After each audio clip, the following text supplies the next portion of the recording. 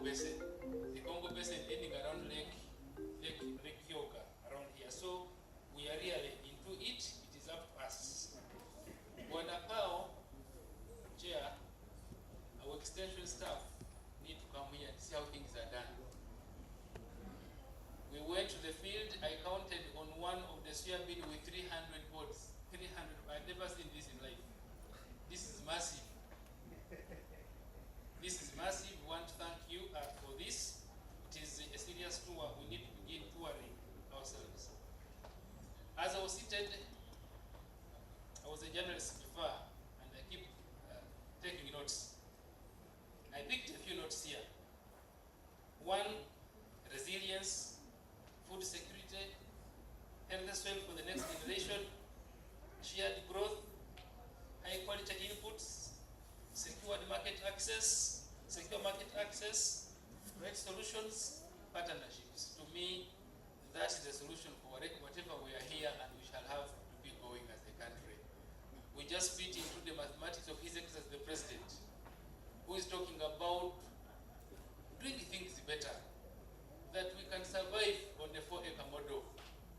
People elsewhere, they said the 4-acre model cannot work. But the coffee farmer is telling us you can earn 40 million shillings from 1 acre. Now, it means if somebody went into 4 acre of only coffee, the man is a billionaire by our standards. Honorable Minister, we know you have a long schedule. I want also to thank you for having kept us here. We came in a little bit late, we had other engagements. But I want to thank you. Whenever we are coming to this farm, we never put on neckties and coats because we know we are going to walk and because it's a farm. Thank you for this, and allow me thank everybody for being humble, for being patient in this all important meeting. Madam Minister, allow me invite you to address your people with the wisdom that you have and the lectures that you should.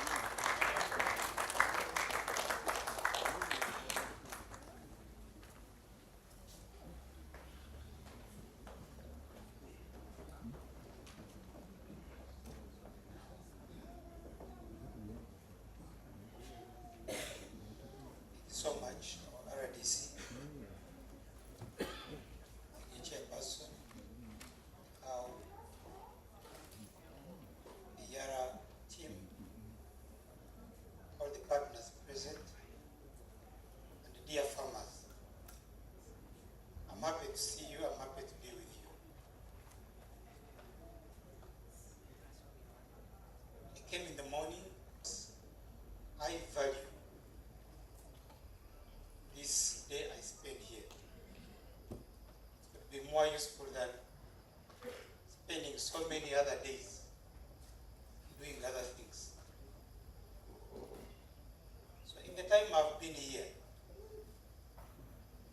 there are some things which I have noted.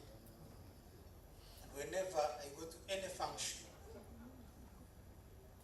I love to take note of what I take home. Whether it's a wedding or in a church or anything, my mind is on, so what? I'm spending my valuable time here with big people. The professor is here, the investors are here, the farmers are here. How can I spend 5, 6, 7, 10 hours and I don't carry home anything?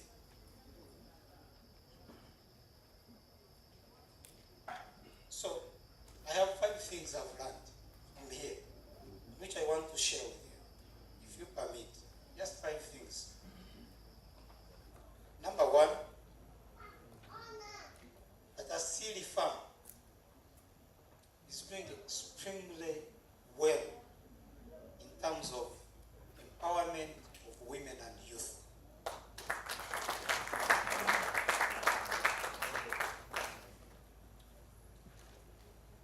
Our preacher who prayed for us at the beginning, I don't know whether he has left, he told us, he quoted something in Genesis, in the Bible, that God created managing gigantic machines and asked one, what is your level of education? She said, nothing. Where did you learn these things? She said, here. What are you earning? 3 million per month. Some of these people in neckties could as well leave the jobs of 1,500,000. Does not help you to be a graduate. And somebody who is not a graduate is here empowered. You can't take her from here. And I see the youth, an employment capacity of more than 300 Ugandans working here on the farm. Give them a big. The value of soil. The value of soil. The things we take for granted in the world, that we all came from the soil. Each of us here, you are the result of a certain seed planted by your father and your mother. Without food, there was no seed. And we are on the soil. And we are on the soil. We are what we are because of that soil. However big or gigantic or tall or healthy you are, just try it. Spend just 2 days without eating anything. Just 2 days. You will see how you will shrink in terms of mind and health and everything. You will shrink. We are what we are because we live on the soil and by the soil. And yet, often we forget that back to the soil we shall return. So as I live here, if there is something I'm going to value, it's something at home we call a taka. And a person of the soil, a resident, a commoner, you are called what in Orunyoro? Is it Omutaka? Do you have that one language? You are identified as bona fide resident if you are Omutaka. Taka, the soil. Your identity is to the soil. And therefore, thank you, Yara and Asiri, for reminding us that whatever you value in this world must be fed. That you must test the soil, you must monitor its health, you must feed it, don't just take away from it, put back. You must manage it, because it is what has made us as human beings. We are what we are because of the soil. Number 3, the value of innovation. That if you have been doing something and you repeat it and you expect the different results from what you got the other time, you are not serious. If your father and mother were using the hoe, the hand hoe, the fuka, mkumbi, and they died poor, and in your mind you believe that by doing the same, the hoe on 1 acre plus nothing else, that will be better off. No.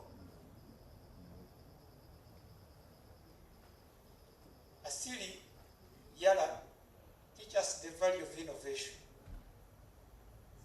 the value of knowledge, the value of trying something new, the value of technology, the value of better breeds of things. So as you heard from the other DC, indeed I was with him, and I saw a soya bean plant almost as tall as me. And I asked Philip, what are you doing in this plant? He said, well, we are feeding it before we plant it. At the time it starts, brings the leaf, the first leaf, they have their own terms. And on to the journey up to the end. Even if the coffee price went to 10,000, actually even if it was 7,000, are you making a loss? Now, if we want to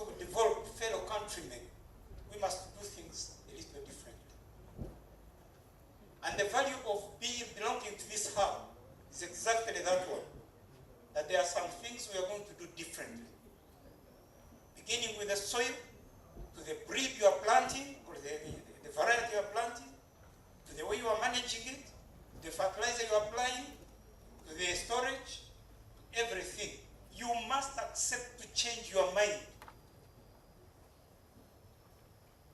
How can you be poor when your father left you 10 acres of land and somebody stands here boasting of 1 acre is getting 43 million? So if you gave him that 10 acres, you would get 430 million. Innovation. Accept that the time you have spent here is not wasted. Unless you were busy with your WhatsApp and how are you, where are you, have you buried now? And now that we are in the campaigns, oh yeah, what does it help you? The value of innovation. Again, thank you for inviting me. Because there are some things I've been doing and wondering what's wrong with me. I am a farmer here in Moya, just a few miles from here. And my neighbor planted maize as I planted maize.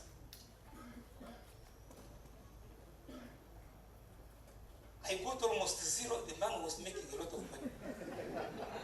The land is the same. We are just neighbors.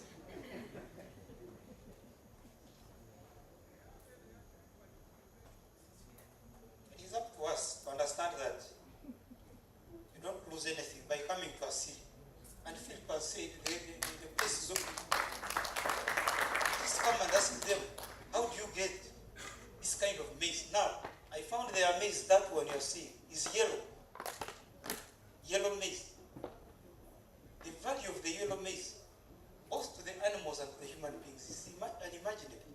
But of course we are used to the best thing is white. From here I learned the value of partnerships, the strength of partnership. You've rushed us, I don't know why. We've only listened to AMSAF and JPK. I wish even the others were allowed to come and tell us. Now, JPK, tomorrow Thursday, I'm coming to your farm.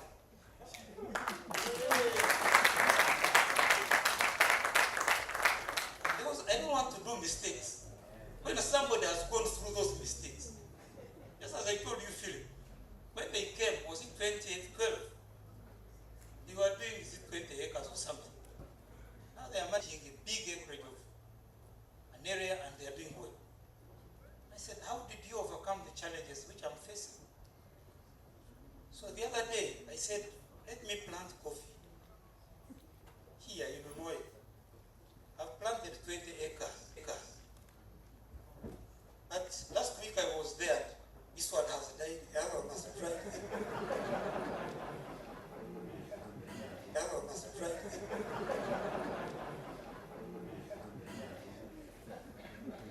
It's not easy to be a farmer. It's not at all.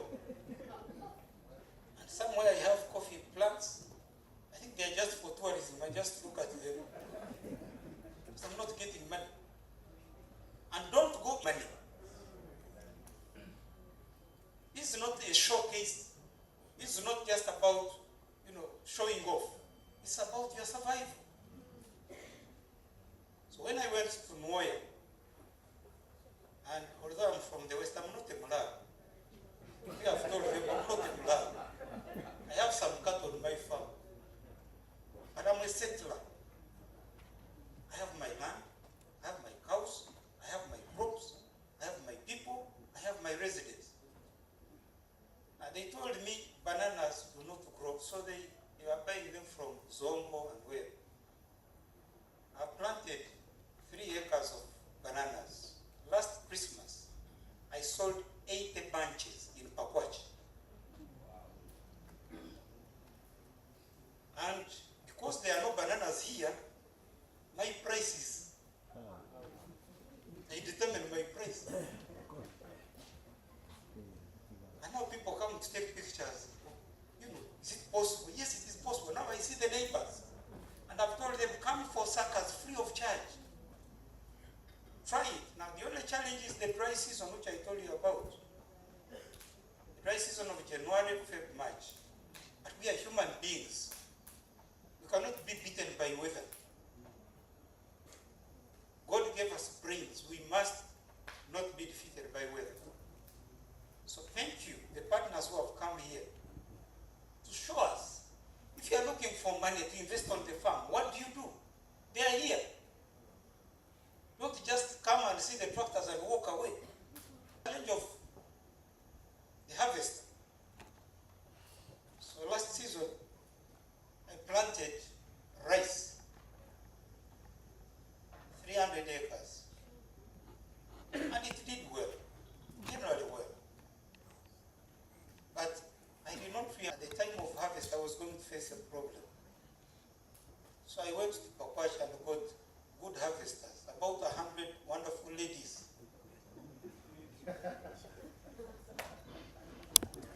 You know the challenge of having 100 people on the farm when you are not prepared for them.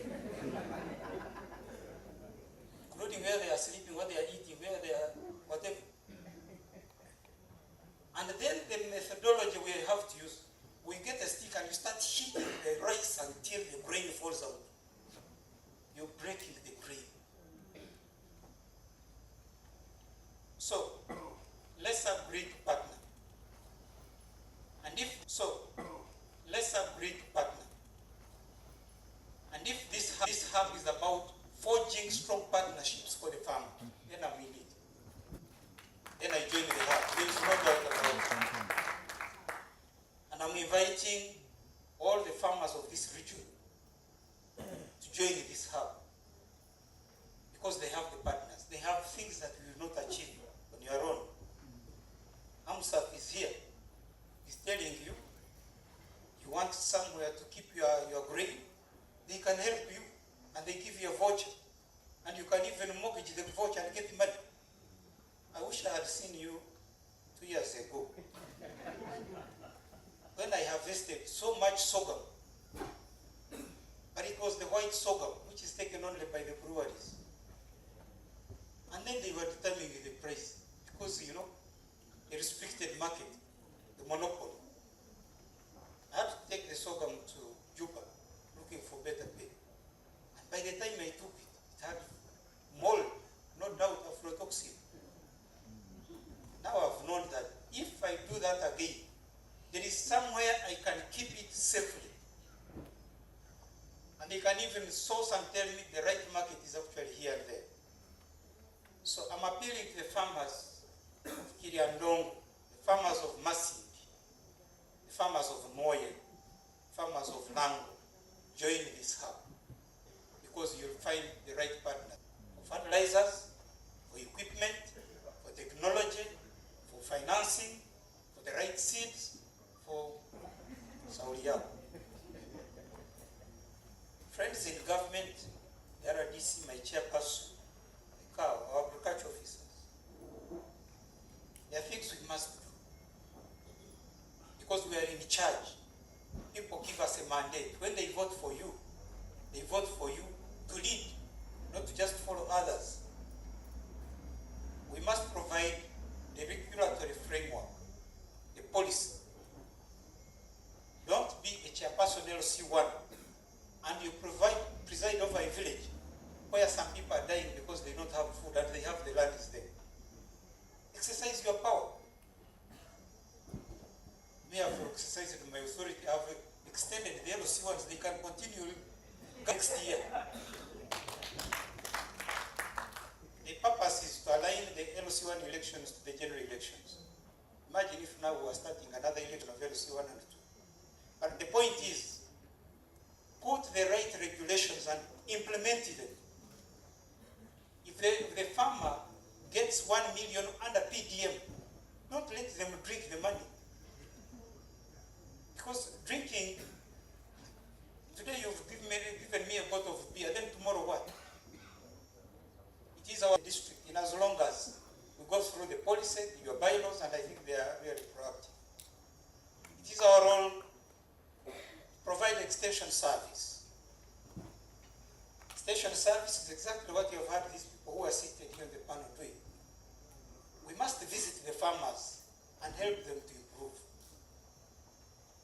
help you to keep 4 goats. The whole day you are in the bush with 4 goats. With 4 goats the whole day.